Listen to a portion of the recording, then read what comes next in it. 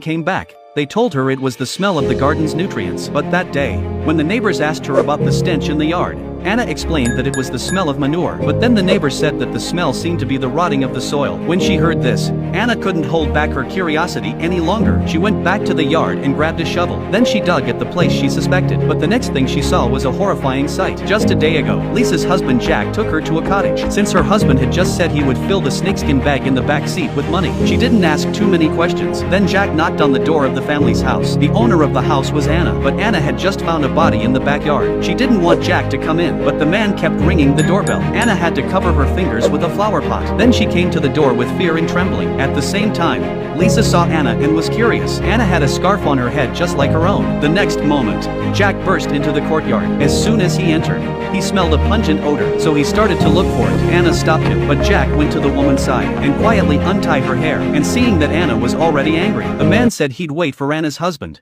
Carl, to return. When Jack returned to the car, he laughed like a madman. He said it wouldn't be long before the two of them could afford a villa like this. While Lisa went to the supermarket to buy groceries, the husband sent a text message to Carl alone in the car. He wanted to change the amount. It turns out he said he only wanted 50 grand, but after a visit to his house, he changed it to 500 million. At the same time, Carl returned to the villa. Anna told him all about what happened in the courtyard, and when she saw that her husband had come to the flower pot, unable to contain her fear, she went to her room. When her husband came in, he threw a glove in front of her. But when she saw the glove thrown by her husband, Anna felt something was wrong. The stench was exactly the same as when her sister died, so she was ready to go to the yard to check again. But she was stopped by her husband while Carl was comforting his wife. The mobile phone on the table also received a text message from Jack. At this point, he not only changed the name from 50,000 to 500 million, he also asked him to meet him at the reservoir at 11 p.m. tonight. In the evening, Carl took the initiative to bring a glass of milk to his son. Then he made a cup of tea for his wife. After confirming that they had drunk it, he went to sleep with his wife. But when she woke up in the middle of the night, she found herself alone in bed. She wanted to send a text message to her husband,